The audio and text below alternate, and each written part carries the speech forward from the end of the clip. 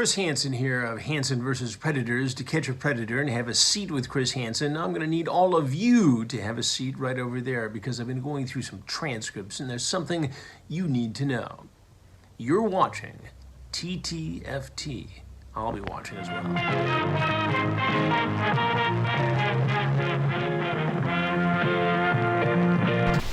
How many awards did we win last night? 6?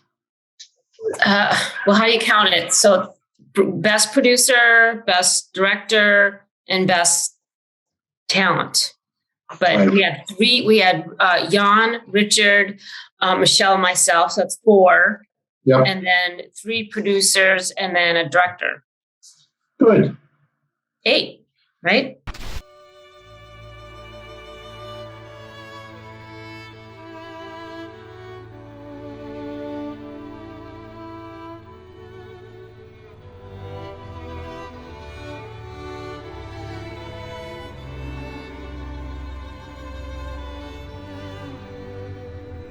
They wanted me. Their twisted little scheme didn't work.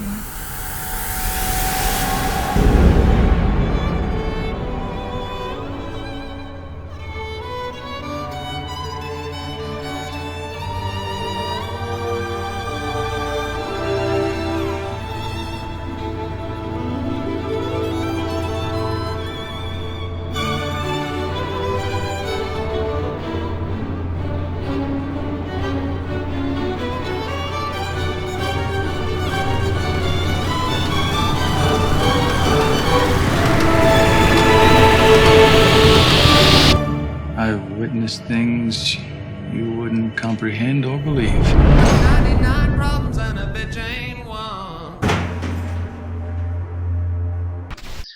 All right, ready? Let's take it away in 3, 2. All right, we are joined by Rob Harper, Richard Joel, and Tori London, producers on Michael G. Kehoe's multi-award-winning 99. Yes, times. That's not even all of them. Award-winning 99 Problems. First, thank you very much for being here, you guys. Thank you. Having us. Well, thank you. Yeah, absolutely.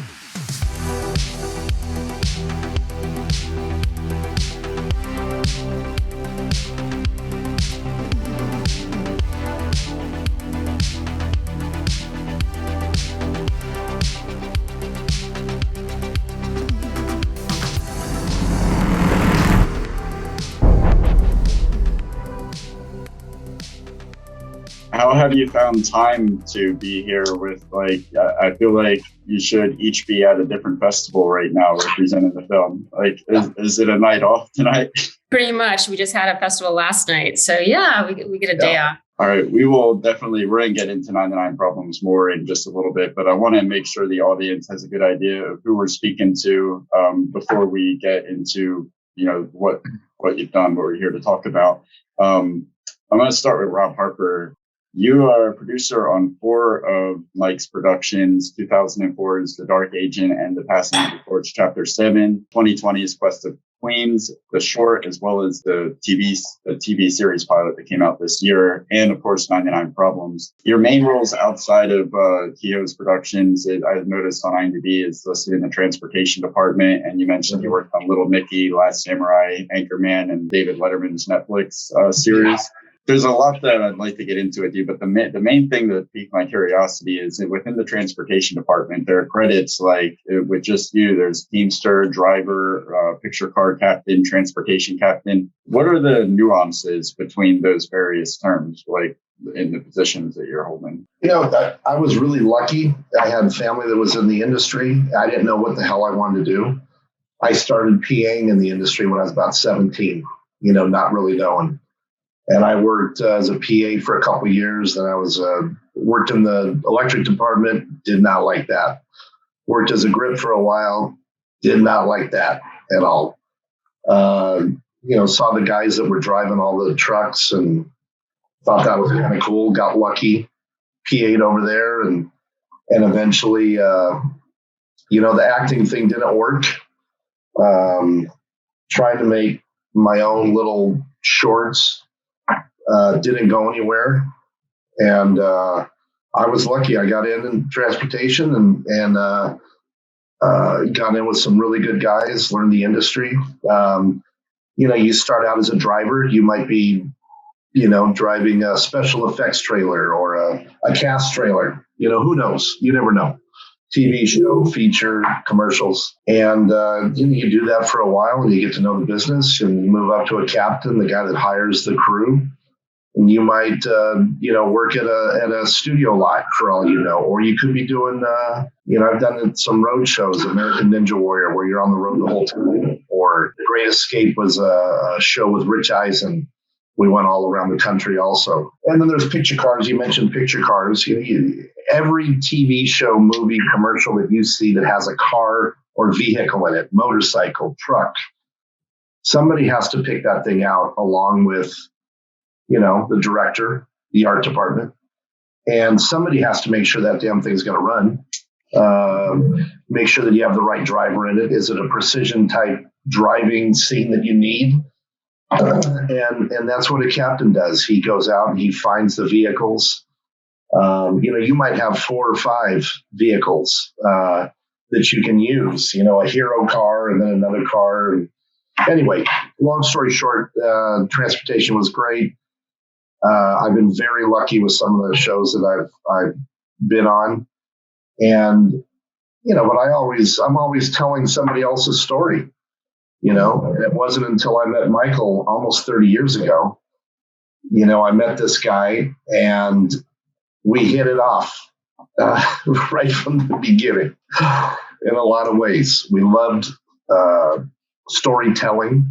And I knew that the guy was just brilliant from the time I met him. And I think Tori and Richard can touch on that. I've known a lot of writers and over the years, but I've never met anybody that can just write every single day. And we have so many scripts that we're sitting on right now that we don't have time to go out and try and find deals for all of them, to be honest. One of the questions I have for you is this. We all know the movie industry can go up and down. Let me ask you this. Have you found a correlation in between all those titles you had and also staying employed versus just being a grip or just being a producer? Like the more golf clubs you have, the more courses you can play. Is there any correlation in that?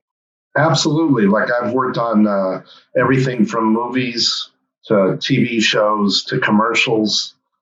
And I'm pretty lucky. I've had a lot of the same guys with me working on all 3 of those for decades. I kind of fell into it with a great group of guys. I learned the business on the transportation side. And transportation's a little different. You deal with every department. You deal with grip, electric, camera, art department. And that's why there's a lot of line producers that have gone into, come from transportation. I can think off the top of my head, James D. Brubaker was a transportation guy. And if you take a look at his credits, he also ended up being the president of Universal.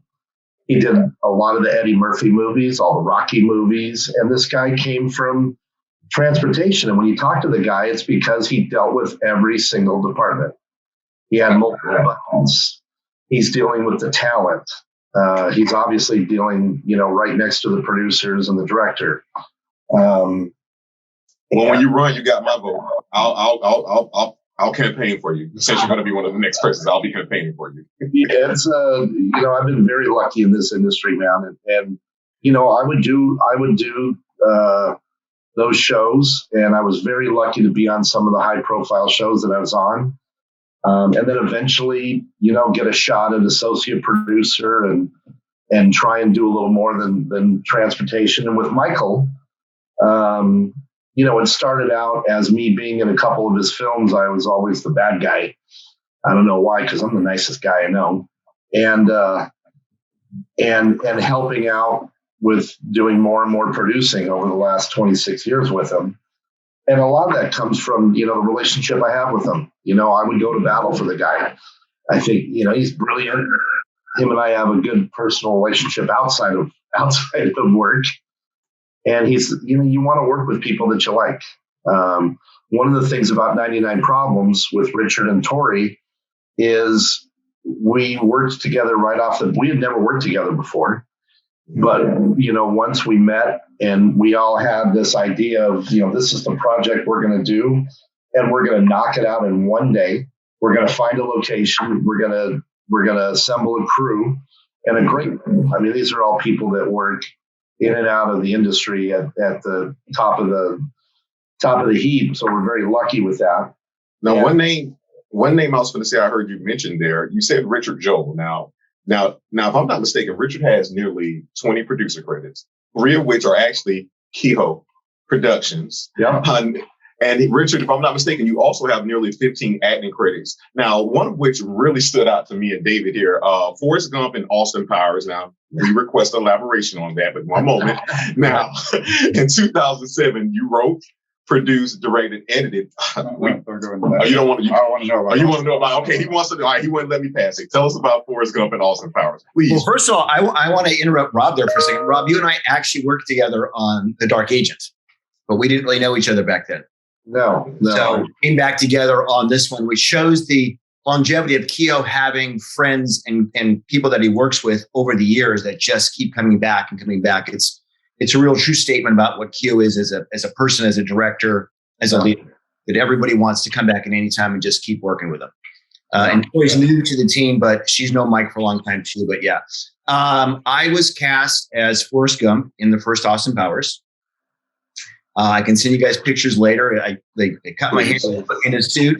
I actually had like 5 lines. I was in this amazing scene where Austin Powers was shot in the butt trying to save the Queen of England.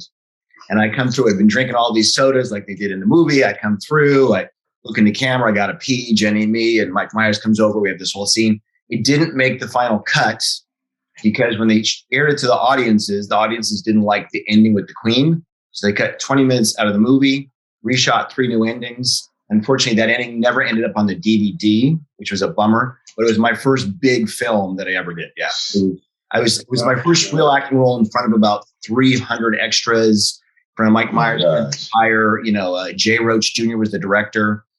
No nerves there, let me tell you. He went Robert Downey Jr. in Tropic Thunder. You were literally pulled off. You were a guy playing a guy playing a guy. Yeah, like how crazy is that, man? That's awesome. Yeah, it was a lot of fun. Nervous as all hell, but yeah, it was a lot of fun. And I didn't find out until the premiere night that they cut. Oh my gosh! Yeah, because I had friends that had seen. They do like the screenings for audiences to get like the testing. I had friends that actually seen me on the screen. So I was like, great, my first film. I'm super excited. This is great. Find out at the premiere that, oh, by the way, yeah, you didn't make the final cut. Please tell me that the editor walked up to you. He was like, sorry, screen time's taken. Oh my God. Yeah. Well, he saw me. It was funny. He saw me at the popcorn line. He's like, real quick, you're still here? And I said, me? He goes, well, they didn't tell you that you didn't make the final cut. And I'm sitting there with my date, right? Excited to like premiere my first film as an actor. I'm like, great timing on that. So that's how it was. Yeah. But listen, that's how Kevin Costner started, right? His first role was cut out. Oh my God. Well, let's talk about something. You keep moving forward, and I forgot. I still need to go back to something Richard said. I don't know if or no, not Rich. I'm sorry, Rob. You had mentioned Mike being so funny about or just so persistent with how much he writes and how many stories he's pumping out. And I could totally attest to that because one of the very first conversations I had with him on the phone, he was telling me about 4 ideas that he had in the chamber, and in the same breath of talking about those ideas, he was like, "Oh yeah, and you guys should come out." And we could turn something into a series where, you come this, trying to create a series. He definitely said that. He's adding stuff onto the plane. But we're the same way. It's like, if there's time in the day, that's time that something productive could be happening or a creative process could be taking place. So, and Richard, what you said was so true. I think we brought it up when we talked Yan and Leacock and everybody that how people have worked with him so much and they come back. That's the big thing. Mm-hmm. It's right. To have people return to the production. That would mean you guys are either crazy or Mike's a really good guy. A lot of that. I mean, a lot of us go out, we work, we make money, we pay our bills, do what we got to do. And then, for myself and Richard, I think, I can only speak for myself, but I'll try and work like a madman, save up some money so that I can go out and do something with Michael. And, but I love doing it, and it's worth it to work crazy hours to be able to go out and, tell Michael's story instead of telling, somebody that I don't even know. You know what I mean? Yeah, they say you're going to work the rest of your life. You might as well find something you love to do. So, I mean, I'm glad you guys are doing it now. I wanted to touch back on something. And with people you want to do it with. Absolutely. I could tell that you guys are a very strong knit group because I've been in the independent film world for nearly 2 decades, and I've never seen such a tight knit,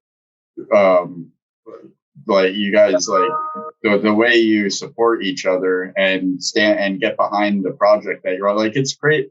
It's crazy that the bar is so low that I'm impressed that you guys are promoting your own project. Like, but not just that, but doing it so well. And I always see the cross interaction whenever one person posts something, everybody else likes, loves, shares, comments. Like, it's important. I mean, it really helps a lot. And the way you guys stay on that and support each other so much is awesome. Definitely. Mike and still team from the very, very get-go. So it's always been 99 team. And we love supporting each other. Yeah, he taught you guys up. I can definitely say that. Now, really quick. Now, one thing, Richard, you were speaking about really quick before we move on to Tori, is that you got cut from that. And I've had that happen to me before. So trust me, I know the feeling. But one way I know to not get cut from anything is what you did in 2007. You wrote, produced, directed, and most importantly, edited a project called The Crew. Can you tell us about that and what was the experience like wearing all those hats in the production? And how did that go? It was originally designed. I was working for a medical device company that had to do with asthma. And they created this device to help save lives, mostly kids, younger people. And I came on board and I knew one of the people involved. And I said, listen, let me create a series that talks about asthma in a way that's not throwing it down kids' throats.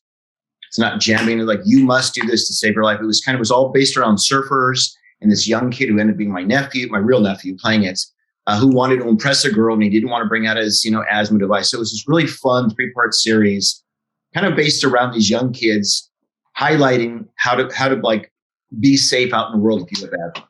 So it was kind of combining story, action, and yet had to have like certain information in the medical world that would be like highlighted in a way that wasn't like slamming it down your throat. So it was fun to write, great to direct it. I actually did a follow-up 5 episodes that Mike actually was an actor in. He played the coach in it. I actually directed Mike a short time later. It never got finished, but it was fun to direct Mike. He helped me with the directing, kind of like gave me ideas and tips. But that is the best way. And I always tell people today when they say, how do I get more work? I'm like, write your own work, direct your own work, produce your own work, star in your own work. We're in such a place today with all of the social media, all the mediums to put your own content out. There's no reason for any writer, director, producer, actor to not be creating their own work at all times. And as Rob said, Mike is always writing because his mind is always working. How do I make another film? How do I make another TV series? How do I take this project and make a pilot out of it and sell it? And that's like the genius behind what Mike does. And I think for all of us, what we're all trying to do at any given time is how do we create more amazing content that we can sell and not be cut out of and not be eliminated out of as a writer or a producer or an actor in it. Right. Yeah. He is a machine. Well, no, I take that back. I hate it when people refer to people like him as machines because machines break down, they overheat, they don't have to deal with emotional baggage of when there's rejection or the fear of rejection. Like, so what is it? He's greater than a machine. He's a android. My biggest learning lesson from that project is that I didn't want to wear all the hats at one time. It's extremely stressful. It was a lot of pre-production. It was a lot of writing, rewriting, working with the actors, then sitting in the edit bay and stuff. It was great to do and great to learn all those things. But do I want to wear them all the time? No. Yeah. That's the biggest lesson I learned. Yeah, I held on to all the hats for a while because it's like trading the control for the sleepless nights But once letting it go was a very liberating feeling, realizing that you could trust others as much as you trust yourself to a degree. Richard, how did you meet Mike? I've actually known Mike since I was 18. My older brother Barry and Mike were roommates. So when I was in high school, I got to slip out, not stay at my parents' house, stay at my brother and Mike's house. And then in college, I went to Arizona State. I'd come back and stay at my brother and Mike's house and crash on the couch. And so I kind of got to know Mike that way. And then I started acting when I was in college. And Mike put me in his first film, or one of his first films, The Art of the Bullet. I played Officer Mulholland.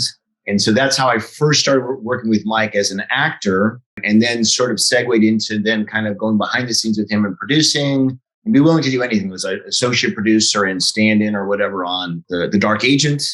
Then we went off and produced a pilot for a reality show in upstate New York together. And then he came on and I directed him in my film. And then we were in a movie together, both as actors. So I think I've worked with him on 7 or 8 projects over the years. And just in the last 3 or 4, we really said, hey, let's really start focusing our energy together and do more film, do more TV together, because we have such a great time. Everybody on this team, whether it be Rob or Tori, anybody else, John Connor, Mike, everybody brings some element to it that makes the team stronger. Right. And so we've just realized that we work well together. I've learned so much from him about film festival marketing and promotion, how and what to do, what not to do in the way of producing a film or directing. And so it's always a learning lesson in a great way with Mike. He's never looking down at you. He always, wants to be in a room with people that also bring something to the table. And I think everybody on the team does. So awesome. All right. Tori London, you have acted in 2 of Kehoe's productions, 2011's Ordinary Average Guys, and then 10 years later in 99 Problems, which you also executive produced. You've got a weird one on 3. Aside from 99 Problems, you served as producer on 4 other projects since 2015, including a new horror film, 8 Days to Hell, currently in post-production, starring the best of the best, Eric Roberts. Did you get that? I did. Okay, that was good. That was good. Can you tell us about that production and just what your experience has been like getting into the producing side of film production? So 8 days. So that I came in late. Actually, I was cast. We filmed, and then Shane Woodson got the task of doing 2 other films in between ours and finishing 8 days. So then he came to me as a producer for help. So I came in at the very, very end. But then, of course, it was COVID. So I missed out. It was a closed sets. I didn't even get to meet Eric Roberts. And so it was a little frustrating. We did some pickup scenes. We shot quite a few scenes to bring it up to par. We had a beach house in Malibu, so that added great production value to the project. So it was fun, and he had a great special effects team. The blood and just enjoying the horror and gore of it. It was a fun project. So that was one of my first producing, but still very little hands-on on the actual producing part of it. Okay. How did you meet Mike? I thought it was interesting that you guys worked together, almost like Locust. Is it going to be just like every decade type of thing? There's a little film called Texas Chainsaw Massacre, 3D. So the producer of that and Mike are really good friends. So I have known Mike and been, a friend for years and years and years. And I think what's frustrating sometimes for actors, out of sight, out of mind, right? But I see Mike as a friend, and I would see him more on social media than I do in real life. And so it was just last year that we reconnected, and he was actually helping me out on another project, short film / proof of concept for a drama humanities series called Debris. And And so he was kind of, having my back. We already had a director, but he was helping us out. And then in the middle of COVID, I asked if you look at my reel, and that's how generous Mike is. Who wants to look at an actor's reel, right? You're like, shoot me. So, but I went over there, and he was thinking, he's like, I don't think you should do this drama. I think, you need to do a sci-fi, something, just something more interesting. And then boom. We just decided to collaborate on this project. We were both on the same page, sci-fi, ensemble cast, and proof of concept for a series. So, yeah. So it's not that. I think we reconnected on the actual filming part, because I've always been a friend of his. I've always been supporting him on social media. So, but that's how we reconnected. Awesome. There is something I want to know, guys. As you know, a producer, especially in the independent filmmaking world, it seems to have such a sliding definition depending on the person or the project. How would you define being a producer, and what responsibilities do you hold yourself accountable for? And this is a two-parter. And what is the thing that you're most proud of as far as producing 99 Problems? So, Rob and Richard are definitely going to jump in here. So I was more of the creative producer with Mike. And so my background is actually architecture. So I like attention to detail. This was my first producing project. So that's why I purposely wanted to work with Mike and his team, Rob and Richard and John and Connor. I was like, oh my God, this is amazing. So, I would say Rob did most of the actual producing, getting things taken care of, the budget and the locations and the timeline.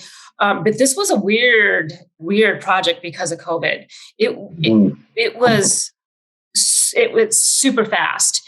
And some of the things I actually, I missed out on learning some things that I wanted to learn just because of the fact that the editor was in, I think, like La Jolla. So Mike had to, drive down like an hour and a half and edit in advance. So there's some things that just because of COVID and the practical matters of where people live made it impossible to learn some of the things that I haven't learned yet.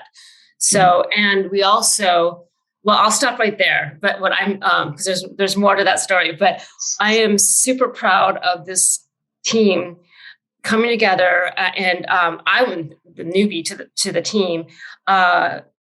Just the collaboration, the love, and we just knocked it out, and the trust. Yes, the trust. It's just absolutely like trust your partners. I did, and I still do, and we're just getting started. Awesome. So it sounds like you have like the concept, the idea that you could see a big picture, and I guess. Rob, would you say you're more like the micro level of things as far as getting into the weeds and the details? I'm there on set as a physical producer, and the beginning of it is Michael telling me about this project, us talking about a location.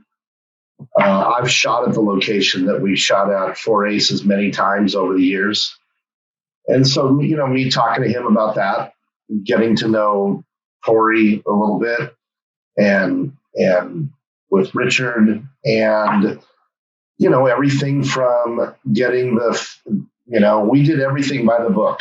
I spent 12 hours online to be our COVID manager, not that I knew anything about COVID, but we wanted our crew to be safe. I know that Richard and I and Tori and Michael, we talked. As a matter of fact, it came down to a phone call with Michael after I had done the whole COVID manager thing. We had already gotten the film permits, Tori. We had already gotten the insurance lined up, the location, everything. And it was a phone call from, Michael and I talking, hey, can we pull this off and make sure that our crew is safe? Do we have everything in place? Do you feel comfortable? I mean, yeah, I was online for a bunch of hours, and, you're taking these online tests. But do you feel comfortable that we're going to keep people safe? And it came down to that. We almost pulled the plug after spending money and locations and film permits and insurance and the whole damn thing. And, part of my job with Michael is to kind of be a buffer to everybody else and to kind of, I don't know, Richard, you tell me, to kind of rein him in a little bit, because his mind just goes. Not only does this guy, can he write about 2 or 3 different scripts a day. I mean, there's times he'll call me at midnight, 1 o'clock. Hey, I got this idea. And then we'll talk about 3 other ideas that he's also got, So a lot of it, luckily I kind of started out at the bottom of the barrel of this business. The worst jobs you could have. And I kind of floated between some different departments. Richard's been in this business a long time as far as on the production side. And that'll help out a little bit because, we can kind of run from department to department or hey, what do you use a technodolly for? What's the difference between a technodolly and a technocrane? Or a jib arm? Those things as a producer come in handy when you have maybe a key grip coming to you saying, hey, I've got to have a jib arm for this shot. Okay, well, we don't need a jib arm. How about if we do it this way? It's all about how much money are you spending to get the shot. And, Tori and Richard can tell you, we shot this in 1 day. Everything was planned out, from the safety of the gun that we used to the safety of the 3 different knives that we used, in some of those scenes. A lot of preparation went in for a 1-day shoot so that when we got there and showed up on set, everything was, I don't know, you guys talk to me, but I think everything was pretty much set up. Everybody knew what we needed and what we wanted. We had a safety meeting. We talked about COVID. And you got John Connor there. I mean, this guy worked on the original Top Gun, camera, and then a DP on Top Gun 2. And him and Michael are like yin and yang, Heckle and Jekyll. All that on top of leading the Resistance. Yes, John Connor. That's. I know you say one day, and a day is one of those other very loose definitions in film production. A lot of people would assume that's 8 hours, but I'm guessing it's probably a little bit more than 8 hours. And was there a pre-production? Like, did you guys have the opportunity to go out to the location beforehand and kind of plan things on the ground, or were you off and running? For me, it's funny listening to Rob and Tori. I've done all aspects of production as a producer, whether it be raising money or on the creative side, creating shows, creating films, writing. But in this one, I knew Rob was really, his expertise was, the physical, bringing the transportation, bringing in the catering, the locations, like working with the crew. So I just let him lead on that. I kind of jumped in and helped him with the COVID, with the contracts, because I also do the legal stuff on films. So I stepped into where can I fit a hole that needs to be filled for this production? Mike showed me the script. I fell in love with it. I said, Mike, of course, I'm going to jump into the fire with you on anything. Met Rob actually when we first went to look at the locations. We were hanging out, scouting locations. So I'm willing to do, on a thing like this, when you're talking about an independent or a short, you kind of have to wear multiple hats, whether you want to or not, because that's the nature of this kind of production. And I think all of us stepped in. I mean, we were all there, even Tori as an actress, we were all there an hour and a half ahead of time, sanitizing the entire set with hands. Yeah. Make sure there was no, nothing. We were sanitizing everything, wiping everything down, making sure nobody crossed into different zones, making sure everybody had their mask on. Part of what I did was go around, make sure everybody was hydrated, giving them water bottles and Gatorade, because it was like we were shooting in Palmdale. It's 110 outside and 150 on set. Right. So what do you do as a producer? You make sure your crew survives. Yeah. Right. So it's so hard to define what does a producer do in certain situations. You do as much as you can to make it as successful as possible. And then we also continue on in the post part of it, because I sat with Michael and Alfred when he was going through the music, and we're all there promoting the film festivals. We're all there trying to sell this as a series and take the lead to get it out there, helping Michael with the lookbook on it. So there's not one specific thing a producer does. It's everything. It's everything. That was a perfect segue. I was going to say, because of the fact, if you look at it, producers, I mean, most people, if they don't know this, producer is just a really fancy word for problem solver.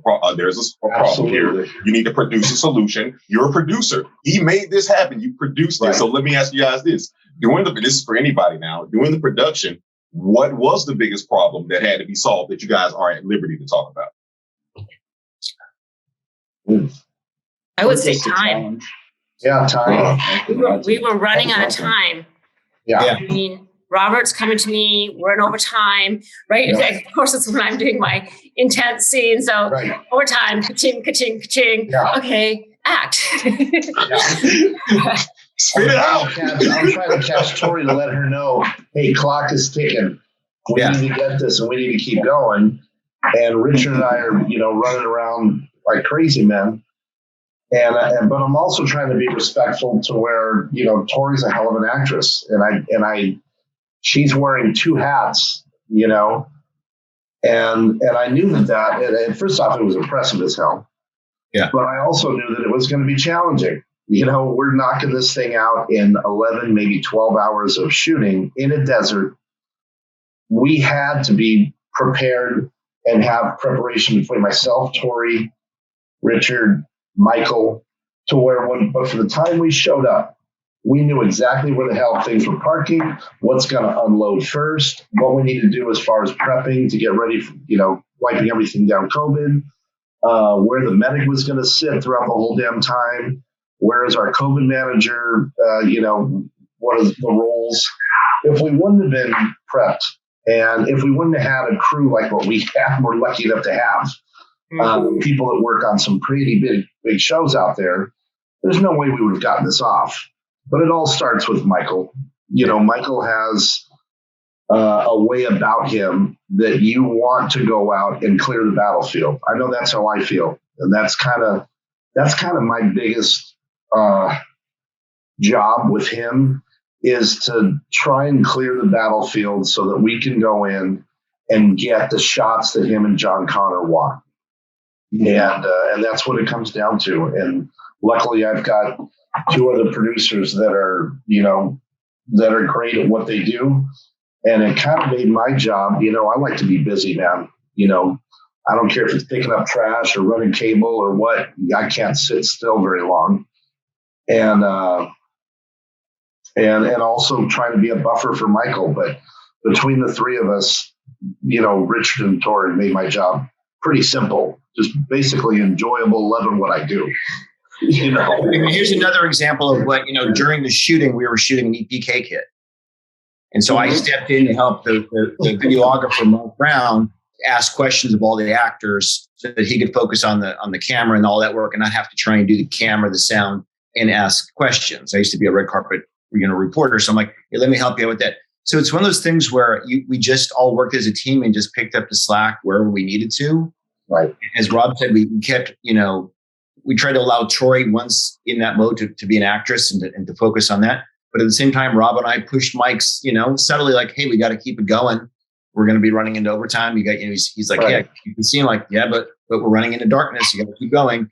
So it's just that massaging of people that know what they're doing. And as Rob said, we had a great crew. We were, July of the first year of COVID. So people weren't working. We had some amazing, we showed up and everybody knew exactly what they were doing. We were lucky with an incredible crew that experienced and just ready to hit the ground and excited to work. I mean, everybody had been out of work for 3 months and they were just excited to be working on something. And they all knew Kehoe and they all knew John Connor and most of them knew Rob. So we were very lucky. Yeah, I want to go back to that because the timing was so unique because, the script, I think, Mike and I worked on the script like April, it was locked in May. We went out to Four Aces June.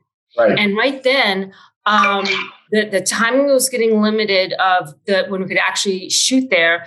And in June, I didn't even have a budget yet. Okay, rookie mistake 101. But at that time, I told you, don't worry about it. I know. I trust you. I trusted. That's my whole point, actually, because I trusted you and trusted Mike that we're gonna do this. But my point is that at that time, COVID was getting better. I thought I was gonna lose your guys' team, and I was gonna lose your team to the commercial world, making 3-4 times what they're making on this thing. I mean, this is all about their relationships. This crew. I thought, oh my God, I'm going to lose these people, and this may never happen. So I pulled Mike aside, and I'm like, what What I'm hearing is you're the single person in all of the industry that was like, come on, COVID. I know, don't hurt anybody else now, but just hang around. And then actually in July, then it took a turn and got worse. So instead of getting it better, it got worse, which freaked out our cast. So then everyone had to take COVID very, very seriously and ensure our cast and crew would be safe. So it just was a constant dance. The universe. Answered you one thing, if I can touch on, like the preparation, if I could touch on something, the vendors that supported us, Hammer Cranes is one of the biggest companies out there. And, oh, Jesus, I don't even want to. Anyway, we knew that we had a couple shots where we had to have a crane. That's it. It's either we use a crane or we ain't going to get the shot. That's it. Michael and I talked John Connor. I mean, if John Connor can't figure out a shot, it ain't going to happen. And, between myself and Michael, we called out vendors, told them exactly what we were doing. People that we've been working with for, some of them almost 3 decades. And we got such huge support. This guy came out. We told him what we were doing. We have little money, but we have to get this, for the shot. And, brought a crane out. Here you go. Use it. Yeah. It was things like that. We've got the right vendors. We got the right crew. I have the right producers on by my side. Now, for me, it was just a matter of, staying next to Michael and clearing the battlefield. The crane that you're talking about, is that that got the establishing shot and the closing shot? Yes. What about the BTS shot, that video that I see often that is like the aerial shot moving around inside the diner? What was that? That was awesome. Was that? I think they just put a camera on top of the crane. Yeah. To get that shot. But yeah, we used the crane probably in 70 or 80% of the film. Yeah. We used a shot with the crane. Well, how'd you go about getting that into the diner? Because it's not a set, right? It's an actual diner that you had that. No, it's a set. It's a set. That's a set. Oh, okay. It's a set. It's an old prop guy that built it over 30 years ago. Old prop master, and he bought the property. They had shot out there before and brought some cars out, and so he decided to build, make it into a diner. And you've seen that set. Yeah. In numerous movies, TV shows, commercials, but yeah, we were able to get that crane in there. There's a GoPro on top of that thing as it's spinning around. Wow. Yeah. We were able to play. We had enough time to play around a little bit, along with working. It was a great location too. That's something that is could so easily be overlooked because it's just this shot in the beginning of it, but it's so desolate, just sitting by itself in the middle of the desert, or at least that's what it looks like from the angles that we get. It looks really good on camera. And that dolly or the crane shot that comes down and then ends with the same shot in reverse is just so cool. It literally is sitting on the corner of it in the desert, by the way. Yes. I wonder if it's literally it's a gas station, a diner, and a motel. So after this 12, 14 hour day, what was your transit like back home? How long did you guys have to drive? I probably didn't drive the farthest because I live in Manhattan Beach. But you know what? There's a high from shooting something like this, from the energy that goes into it.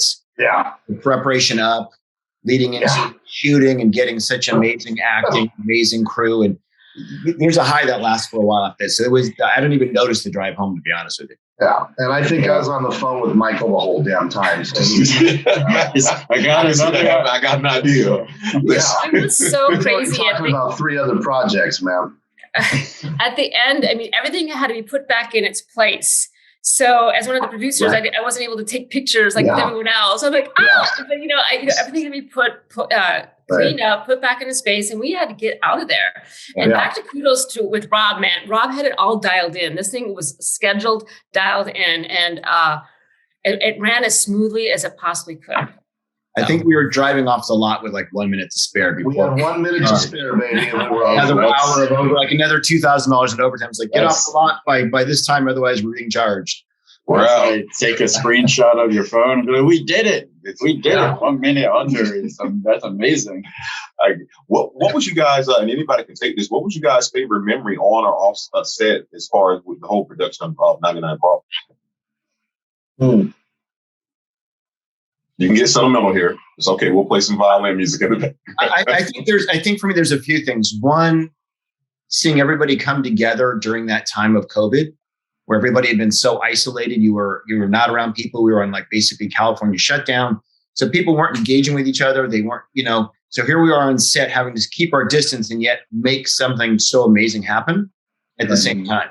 So that was pretty amazing for me. And then I think, honestly, the first time we screened it on a big screen and the audience's reaction, the song coming up with the 99 Problems, the credits, people going nuts at the end. It was so rewarding to know we did that during COVID times and something so amazing happen, in such a short amount of time, short amount of budget, and just a great crew. So those are the two things that really stuck out for me. Yeah. For me, one, as an actor on set, it was, I'm working with these great actors, first of all, and Mike handpicked every one of them. He was stuck with me, but we didn't know each other, and there wasn't any rehearsal. And I think that's probably the way that's the way Mike works. He wants it fresh, but what he did, he gave us all a backstory, and that backstory was gold. And I think that, that's what gave us, the cast, some nonverbal moments throughout the film that I think just added to the richness of it and the characters. And then, Richard, 100% agree with you. Seeing it in Burbank and in front of that full packed house and the applause and the energy in the room was amazing. Yeah. Tori, I know that we focus more so on the producing side of the production, but I do just want to say that you were amazing in it, and knowing that you were in multiple hats and were involved with the inception of the idea, it was that even adds to the impressiveness. And I felt like your scenes could have been like, somebody could have told me I was watching like the deleted scene from True Blood or something like that. That I like, it was up there with that. The whole short, the whole pilot is up there with that quality, and everybody rose to that occasion. It was you, Jan, and Richard were just so fantastic in it. Yes, I 100% agree. Our cast was amazing. Yes. I'll share one more thing. The next day, I'm just still like, right? And I send Mike an email because, you're just used to being in, communication with him all the time. And then I don't know, I said, so, was everything okay? And he sent me this email saying, Tori, oh my God. He was like, I was, he just sent me the most kind email of giving me accolades. And, the words are great, but getting that email from Mike the next day, it was so touching. It was like, I was bawling. It was great. Yeah, it's coming from a place of sincerity. Yeah. It wasn't asked for or required. Like we'll get messages, like an email, just randomly. You guys are great. You're going. Yeah. This is going somewhere. It has to. What you're doing is so amazing. Keep it up. Like, where did that come from? But thank you so much. I really needed that today. Yeah. Yeah, he's truly a great guy. Yeah. Which again, it goes to show with how many people work with him over and over again through the years. But not only a great guy, but a very talented filmmaker. That's humble on top of that. Just like the whole package as far as what you want in somebody like that. With 99 Problems is right now doing amazing in festivals, to say the least. It's over 100 now, right? I know it was like past 99 a few weeks ago. We talked beyond. Running out of laurels. You're gonna have to have a whole other poster, like a second poster, just for the rest of the laurels. So what has that experience been like for you guys? From I don't know to what degree your involvement is now that the production is actually over. But I know that getting in the festivals requires, like, getting accepted is half the work. It's submitting, following up with all the necessary stuff that they want. coordinating attendance, once you do get accepted, to be as many screenings as possible, actively promoting it. And you guys do it better than anybody I've seen on social media with each win to make sure that, you're getting as much as possible out of every single laurel, that the notoriety and the noteworthiness, I guess, that comes with each one. And you're attending the festivals, you're doing the Q&As, the red carpets, you're experiencing it with a different packed house on different nights and like living it with a different audience. So I guess to bring it all down to two questions, what's the most challenging part of this whole process now that the production is over and it's time to get it out there? And what's the most rewarding part for you? I think the challenging part now is to get it out there and get it sold as a series.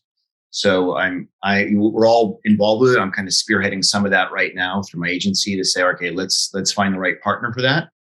Whether that's a studio first, whether it's Sony or Warner Brothers or ITV, that kind of route. We'll figure out what that partnership looks like, and then saying, okay, now let's take it to the streamers or to the networks to sell it as a series. So that's probably going to be the most challenging for all of us. So now take that success from a film festival and all those accolades and all those laurels and all those wins, and now how do we translate that into an actual series? So I think that's probably going to be the most challenging part. That's so that's so sad that is the most challenging part. Because I told Mike, I told Richard, I told Yan twice that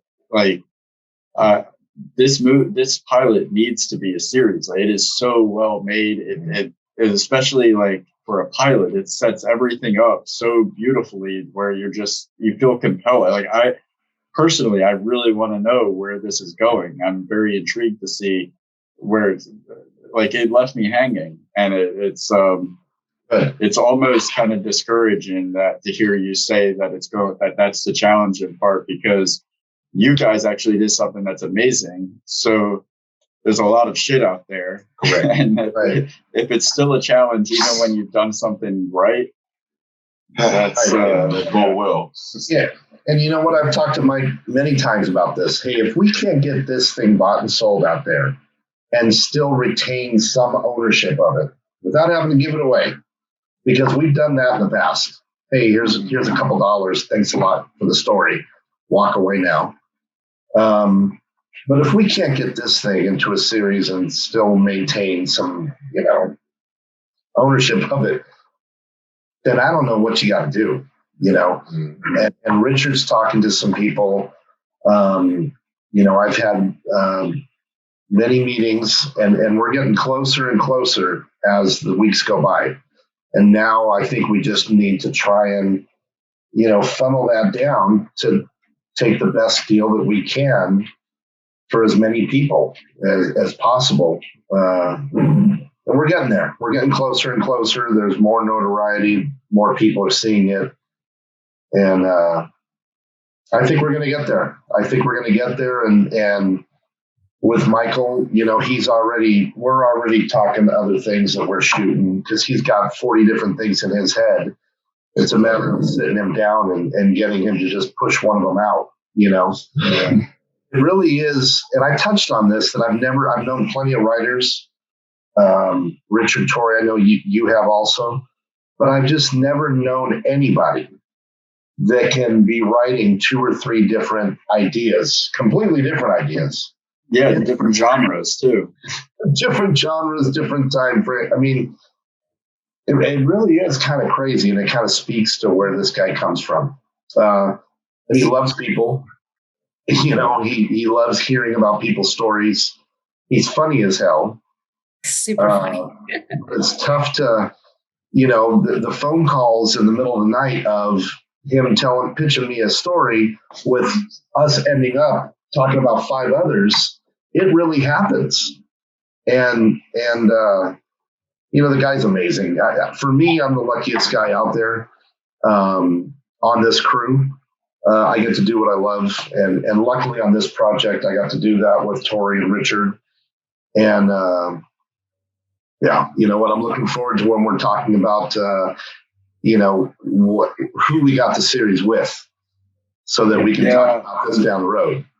I mean, I selfishly, I'll just say worst case scenario, if it doesn't, if knock on wood, if it doesn't get picked up, I would at least like to see in written form to know where this was going to go, or if you guys would be so generous to just self-produce the whole series so I can see. He can't sleep at night anymore, is what he's saying. He needs an answer to this. So yeah, that was kind of go ahead. I was to share two things based on what Rob was saying. What you guys are asking is, because we are in COVID times and people are network streamers, people are somewhat producing less stuff because they're not greenlighting a lot of things because they're hesitant to shoot. There's a lot of reality shows and game shows that are being made right now, and some productions. I firmly believe, I think we all firmly believe we're going to sell this as a series, and it will be somewhere because there is a lot of avenues, both domestically, but also internationally. Because of our success internationally, I do a lot of stuff internationally, like, hey, let's try and sell this in the UK or in Central America as a scripted format for Central America. So I do believe, and I think we all believe wholeheartedly, that it will be a series. We're putting it out there, and you guys will get to see more. So don't stay up at night. But I often, when I can't sleep, because I'm working on a dozen different projects as well, sometimes I can't sleep. So I'll look at the Facebook posts or Instagram, and I'll click on something that Mike has posted. And 5 minutes later, it doesn't matter whether it's 1 o'clock in the morning or 3 o'clock. He's responded. Mike is texting me, hey, are you up? Well, of course I'm up, because you just know that I liked one of your posts, right? You can't say no now. No, we're at 3 in the morning, we're talking about something. So I feel like he never sleeps. Yeah. He's always writing, even when he's working 18-hour days, he's still writing. And so it's great to work with somebody who's so energized to make content. I think it forces all of us to also want to do that all the time. Yeah. So it's this driving force. And when you talk about the film festivals and everybody marketing it, promoting it, it starts with Mike and then the producing team, but all of our actors are promoting it. We got grips and we got sound people promoting it. He just has this infectious way of getting people to get behind a project and help with that success. And he does very, very well at that. And that's a lot of what I think we all take away from it. Watching him work his magic, we all take something away and say, how do we also make the magic work? Right. People talk about Muhammad Ali, and there's other people out there that when they walk in the room, they know something's different. They want to be around. They want to be around it. And that's Michael when it comes to filmmaking, man. Does he have a name like Clint Eastwood or some of these other people out there? No, but what I can tell you on many sets working with him, everybody wants to be around the guy. And that's why we're here today. Yeah. Because when he reached out about, why don't you have the producers on? When I brought it up to him, I was like, Mike is somebody that we want to keep in our corner. He's proved to be nothing short of just a great guy and a huge supporter, and he's infectious. Yeah. And I was like, we've got to do this. This is so you're absolutely right. He is one of those people that has the ability to have his hand in all the pots. All the pots. Yeah, he has it all the pots. He does the craft service. He definitely knows how to put a cake together. It was the whole avatar. The man with the pink hat. Before we move on from 99 Problems into the closing questions, is there anything else that you guys wanted to share about the production, or anything just anything on that category before we move away from it? Any updates? It's just still amazing how successful. Obviously, 100 laurels and all this, but just the reaction and the response around the globe to it has been so universal. It's not like, we won a little in Canada or in the UK. Whether it's Croatia or Spain or Morocco, everybody seems to have the same reaction, and it's overwhelming. So I think that's such a statement and testament to this project, and why we firmly believe that there will be a home for this. And there has to be some kind of currency in over 100 laurels when it comes to presenting. I know they don't directly translate, but to say, look, we have all this many people agree. 10 out of 10 audience member festivals agree that this is something that should be that's award worthy. I mean, Richard and I are both using that absolutely in talking with people. And, you know I use it in the people I'm talking to, and I'm sure there probably hasn't been very many shorts out there that have won this many awards and not gotten the deal. I mean, you have two options from the other side of the table. The people that are looking at this, it's like you either pick this up or you admit that festivals are a sham. Correct. So if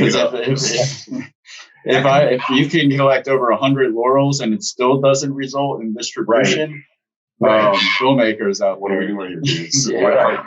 Yeah, what are we going to do after that? 99 problems, 100 laurels, one deal. It's sort of that, networks used to shoot 50 pilots and put them in front of audiences and pick the 5 that resonated. Right. This is the audience resonation, right? This is the audiences and people voting saying, hey, here's our vote. This should be on. When you watch the audience videos of the film, it's amazing that they love it and the different aspects of what they love. And speaking of festival, we have one more coming up in LA on the 22nd, November 22nd. Is that the Zed Fest? Is that what that is? We just had Zed Fest last night. We won 8 awards. Yeah, I cannot, forgive me. I have lost track of where you guys are at and when, as far as the festivals. I was trying to keep up and keep a spreadsheet when it first started, and then it just got out of hand real quick. You guys are doing amazing. I'll tell you what's fun is I just redid the lookbook that's going out to like the studio partnerships type of thing. And to put the poster page in there with like 100 laurels on it, it's just, if nothing else, it has to blow somebody away when they get to that page. There's just I catch him. I catch him. I wanted to ask you guys this, and Lori, if you could, Tori, if you could take this first, and then you guys can all answer it here. Aside from 99 Problems, what is your proudest film accomplishment? Aside of 99s, let's see. So you can go all the way back to 3rd grade because those. Oh yeah. Not sure. I don't. I learned something from all of them, So I just have this scene with Robert Davi. Oh my God. This scene where strangled and maybe killed. Like that was like a super intense, nugget of gold that we don't always get as actors. So it's so many different scenes, and I have so many, quite a few upcoming projects as well. So. You know what? I'm an and girl. I'm not an or girl. I'm like this and this and that. You really are. Conjunction function. The whole thing. It's take one, take none, or take it all. Okay. Rob? Richard, you go. He's still producing. Look at Richard, go. We got time here. Go, Richard. I think for me, it's hard to say one, but I'm gonna say 3 things that come to mind for me. One is, I don't know if you guys know, I work in the reality show or the game show space as well. Yeah, so you did something kind of like, it looked like Wipeout, but better. Like, it looked like more elaborate a little bit. I can't remember the name of it. It's called OSIT, which is the thing right back. Of course, it's the one that I've been looking at. Yes, the entire time. It was Extreme Musical Chairs for Adults. And it was a big, $1 million+ an episode show. First big network show, first time men and women competed physically against each other on TV. So for me, that as something that started as a seed at an event for my brother's catering company up in Santa Barbara, where I said, oh, this could be musical chairs for adults, to 3.5 years later, getting it on the air. Mm-hmm. Along the way, had probably 25 no's prior to getting the yes. So it was just a testament of like, wow, you can actually take something from a seed and make it a network show and go on and win awards with it. So that one stands out. 2 was a short film I did called The Candle, which was a short horror film. And after seeing Mike's success with Hush, I kind of went down that road of like, let me do a short horror. And we won 30+ awards, had 35+ nominations. We're like 55 film festivals, similar success, not quite what we're doing at 99 Problems, but it was amazing to take a genre that I had never touched before, do it with a shoestring budget and make something come out that was like winning awards all over the world. And I was like, wow, that's, and I think that's part of how Mike and I really started to work even more together, because we were at some of the same film festivals when he had The Hatred and my short film in the same film festivals. And then currently I'm executive producing a stop motion animated feature called Sora City. I've been involved for almost 3 years now. Project's been in development and production for 5 years. It'll be coming out next year. super excited. Beautiful animation, beautiful story, a subplot about adoption, which is going to be great. Fantastic A-list cast. It's got Ron Perlman and Tim Meadows and Dennis Quaid and Emma Roberts and Julia Ormond. So I'm very excited by this film to come out because I think it's just such a beautiful story and beautiful animation. So those are the three that I kind of on the production side. That sounds really awesome. Will that be when I stop doing animation now, like with the Wes Anderson films and stuff like that, they're just as much for adults as they are children. Your film, is that going to be like PG, or is it going to lean more into the adult side? No, it's a PG. It's probably even G. It's very family friendly, and honestly, any age, whether you're 6 or 20 or 60, will enjoy this film. It's amazing stop motion animation, beautiful colors, beautiful story, great cast, full feature length film, and done independently. So it's been a lot of work, but we're moving on and now figuring out the toys and the merchandise and how to do the music and all that kind of stuff. So it's a big project. It's been a lot of my time, but very proud of what's going to come out to, in the theaters either theaters or streaming next year. Yeah. Very cool. So what is that called? It's called Saurus City. Saurus City. Okay. It's you have basically entire villages that ride on the back of dinosaurs. And so a grizzled knight who's called upon to save a young lady in distress, it's their quest to discover and help Saurus City, the kingdom, save it. And they save it by bringing this baby to the kingdom. And she ends up getting adopted to be the future princess of Saurus City. Oh, cool. It's fighting the evil knights. It's a beautiful story. It's, the connection. So it's stop motion, like fantasy. Yeah, absolutely. Yeah. But then you said that there's what did you say was the one of the storylines in it as far as the subplot is adoption. So Emma Roberts, her character named Sasha, is bringing her baby to the king and queen to save the kingdom, and she's going to give her baby for adoption. And at the end, I don't want to give away the ending. Let's just say it's a story. There's very subliminal. There's amazing, beautiful moments between Ron Perlman's character, Slade the Knight, and the baby, where they're stuck together for 10 days. And just there's comedy and humor, and it's just, it's a feel-good story. Those are the fantasy films that live on beyond their time, the ones that manage to bring like real-world factors into like ground all of the fantastical things that are happening. That sounds really interesting, and especially the fact that it's stop motion. I know, not personally, but I can appreciate how much work goes into a single frame of stop motion. It's incredible. They'll spend 12 to 14 hours a day to make 3 to 5 seconds of film. Kind of tearing this claymation video a new one right now. And let me just give a shout out to our writer-director, Nathan Smith, who put it all together. So. Yeah, I'll definitely look forward to checking that out for sure. Rob, how about you? What's your what's your proudest accomplishment outside of 99? Outside of 99, I think the most fun I ever had on a feature was Anchorman 1. I was lucky enough to prep it. There was a lot of fun stuff that happened. It was Adam McKay's first time directing. Between all the funny stuff with Will Ferrell and you had Will Ferrell, Steve Carell, all these guys in there. I remember there was one funny moment where there was actually a lot of scenes that were cut out involving some ATCs, the 3-wheel, on dirt. And I had to get with each guy to make sure that they could ride them. And I tried to talk to Steve Carell because he was kind of afraid of it. You got to give it some gas, otherwise the thing's going to keep stalling. And he ended up doing a wheelie in front of everybody, eyes, this big. But I think Anchorman was probably the most fun I've had at work, aside from some of the projects that I've done with Michael, in a different way. Probably the hardest show I ever did was American Ninja Warrior. It's a lot of equipment going from city to city, crazy hours. But fulfilling, once you get to a city, you see everything set up and you get the shot and you move on to the next city. It's a huge win. And then you start out again. And I think I'm most excited it's crazy because I grew up in the business, but I'm probably most excited now about the projects that I have going on with Michael currently, that we're out there and we've shot some sizzles for.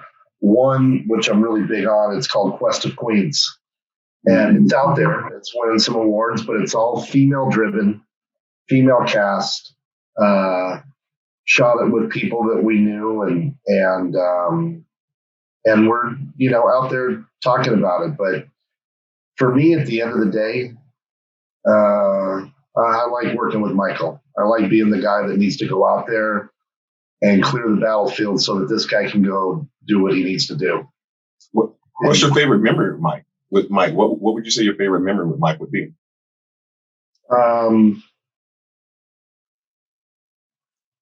Probably tricking a business owner that Michael was a and what? The what? Everybody's waiting on the rest of that. Yeah. No, well, you asked me my favorite memory. My favorite memory is we had a buddy that owned a restaurant, and he had a new manager. And somehow we had come from set, and Michael had like a doctor's coat. And Mike said, "Hey, go inside there and order a soda." And I went inside, ordered a soda, and here comes Michael with glasses, the coat on, and a clipboard, and he flashes his wallet and says, "Hey, I'm here for a health inspection." And the guy didn't know what the hell to do, and Michael's probably spent 35, 45 minutes going through the whole kitchen, checking temperatures, making notes, to where this guy was just sweating. And I don't know, for me, it's just the essence of Michael. Reminds me of Tom Green and Freddie Got Fingered. That was a Japan floor with Japan floor. That's, I would have given anything, though, if you would have stopped that. What was your favorite memory? Oh, when we were tricking. It was like a 7-second pause. The whole room was like, "Hey, you got to get this movie produced one way or another." That's right. Put him out there, put him out there on the boulevard and make that money, baby.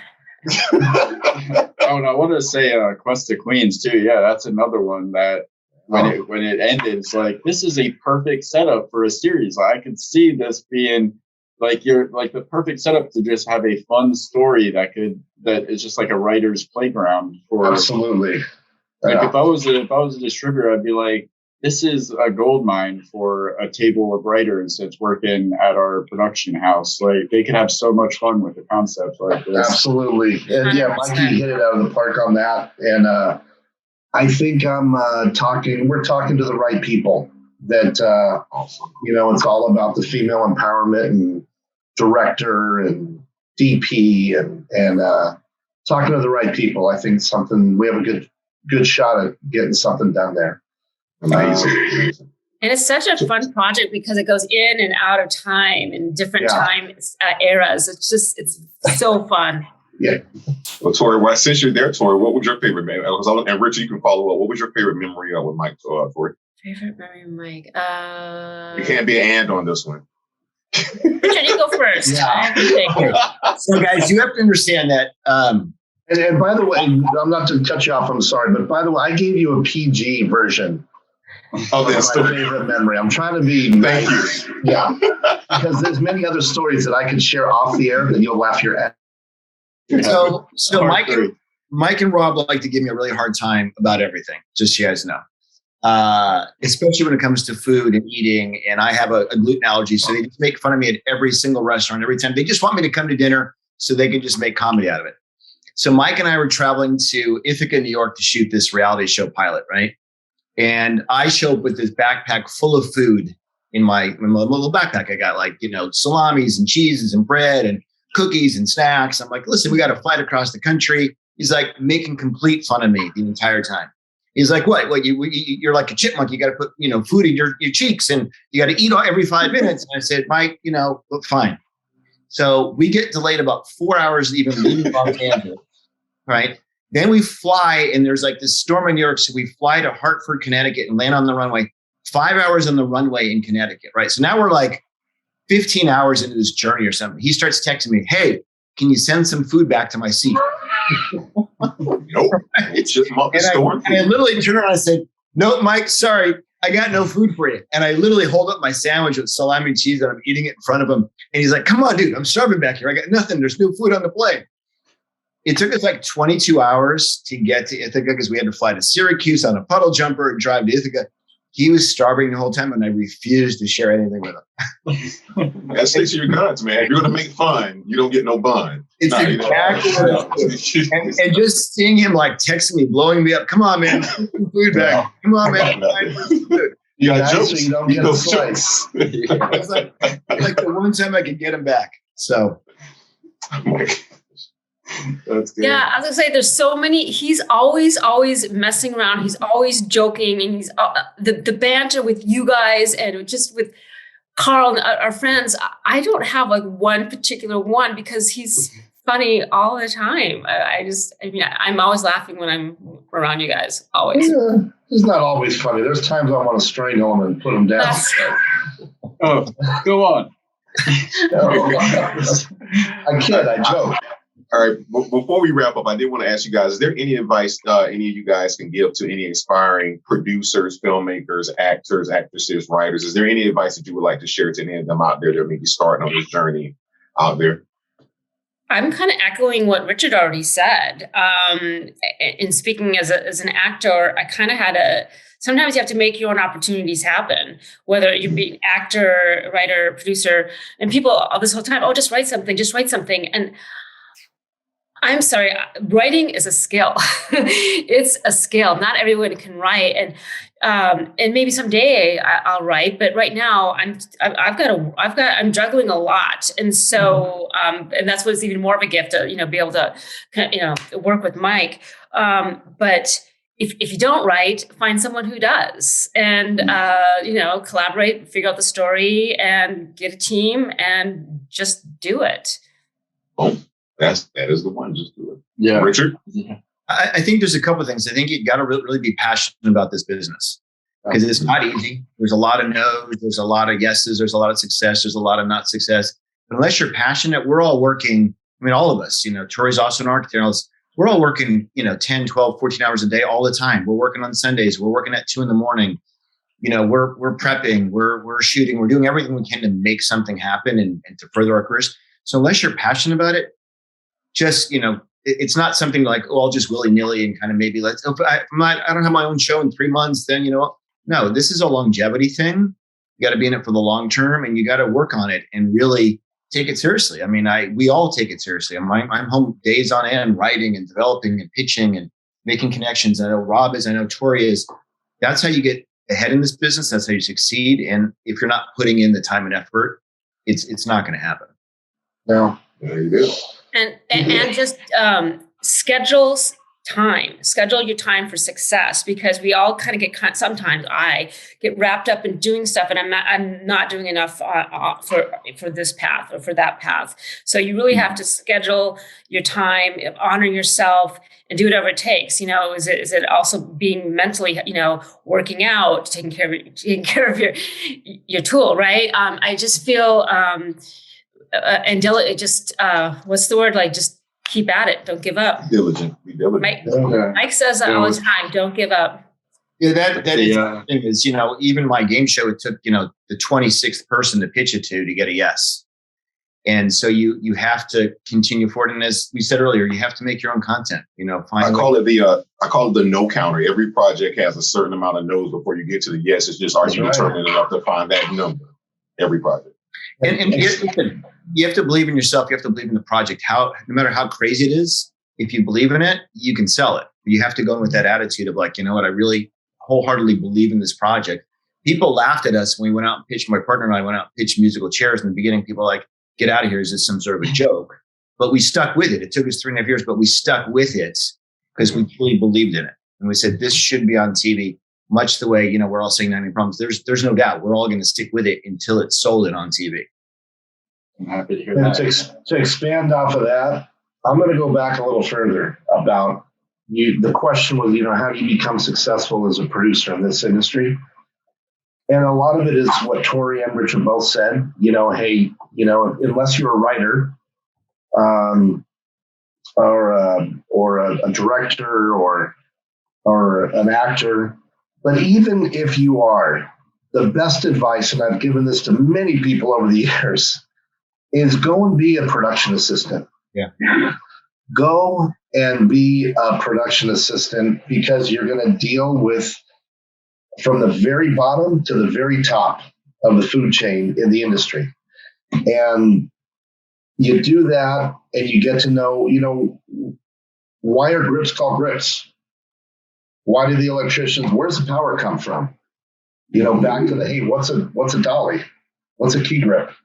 If you're a production assistant and you work your ass off and you're the first one to answer the radio, the first one to clean up a mess, the one walking quickly, the one keeping their mouth shut and their eyes open and their ears open, you're going to work and you're going to stay busy.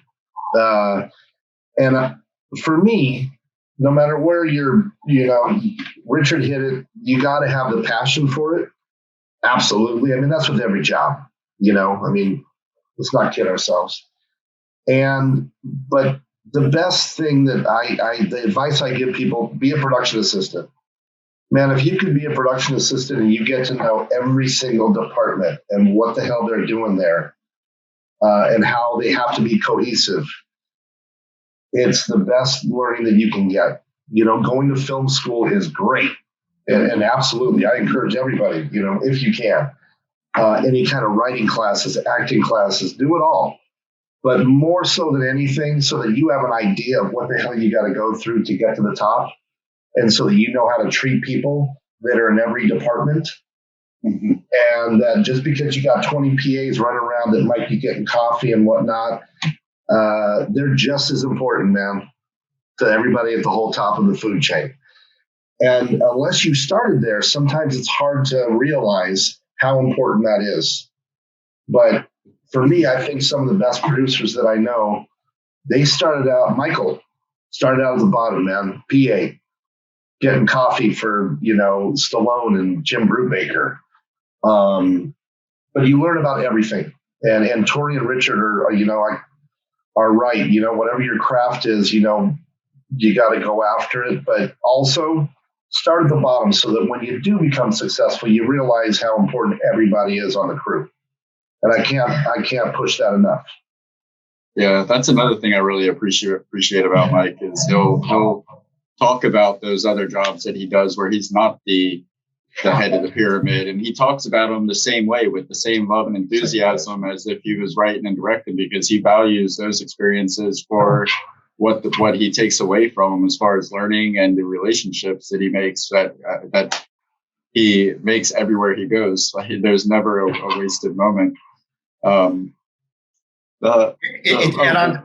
on what road somebody's going, you either start off as a PA or you go to work at like a Disney or NBC as a PA or an assistant to somebody. It's learning the ropes from the inside out. It's also building those relationships, because 5 or 10 years later, all those people that you were working with at Disney or NBC or on as a PA, they're all also moved up the chain. And so you've got those relationships. You say, oh, now I want to produce something. I'm going to call in Rob and Steve and Bill and Susie and they're going to help out because we built that relationship over time. You really have to look at it as a long-term thing, Yeah.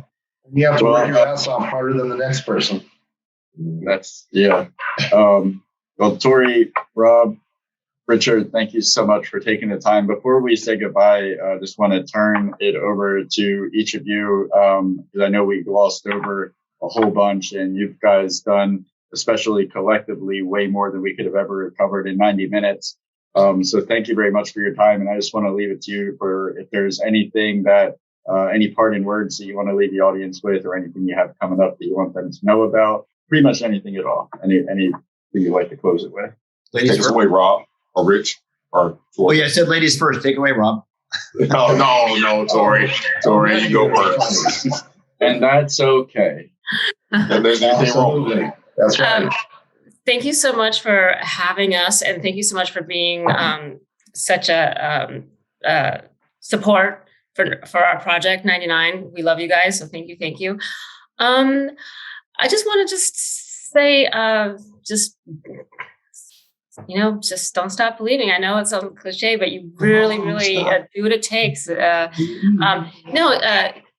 Stay motivated and do what it takes to keep your psyche in a positive place, so you can stay and be happy and productive and follow your dreams. You just gotta hold on to that feeling. Yeah, and don't stop believing. That's perfect. I'm just going to say this. I think, first of all, I want to thank you guys for supporting us. I know you're huge fans of Mike's. I hope you're huge fans of all of ours. Now we're huge fans of yours, and we'll continue to support you as well and market you and promote you as well. I think I just want to thank Mike Kehoe and John Connor and the entire 99 Problems team. It was probably one of the smoothest productions I've ever been on, whether it was $100 million film or $1 million show or this. Everybody worked so well together. And I think even in this portion of Rob and Tori and Richard Leacock and Yan and Will Dixon, everybody pushing and supporting the film and the film festivals and the social media, it's an amazing team that came together through Michael. And so I just want to say, listen, it's real blessed to be part of this team today and going forward. Awesome. Yeah. Rob, bring us on, Rob. Hey, man, our team knows how I feel about the project and how I feel about Michael. And, you guys, I want you guys to keep going because you guys provide some real entertainment, man. And you have the insight. And I got to tell you, there's a lot of times where I am running around like a crazy man. And it's been like, literally 18-hour days, day after day. And I'll steal away and get 2 minutes with you guys on whatever, something that I can find. And I got to tell you, the more stories that you guys can help get out there and get told in these times, 2021 with all the crazy stuff going on politically, left, right, rich, poor, the more stories and different stories that you two guys can help get out there can only be a benefit to everybody. Ours is just one, and I'm the luckiest guy out there, man, with getting to work with the team that I was able to help assemble. Michael and John Connor, first and foremost, talented. But what you guys are doing is a huge benefit because there needs to be more and more stories out there, different stories, so that people aren't always looking at it from one angle. You know what I mean? Yeah. And now more than ever, we need that. And I really want you guys to keep the show going because people need it and people need us out there. Thank you. That means a lot. Yeah, that really do, guys. I can't thank you enough for taking your time out today. Listen, we wish you guys nothing but success, not even with just 99 Problems, with all the projects you have going on. Richard, you keep those musical chairs going. Tori, you keep being an and woman, not an or. And, Bob, you just keep being the luckiest guy because hopefully we all get to work together in some capacity again one day. And guys, you guys stay healthy, stay safe, and stay awesome. Awesome. Thank you, guys. Much appreciated. Thank you, everybody. Thank you so much. Thank you. All right. 99 Problems 2023. Woo-hoo.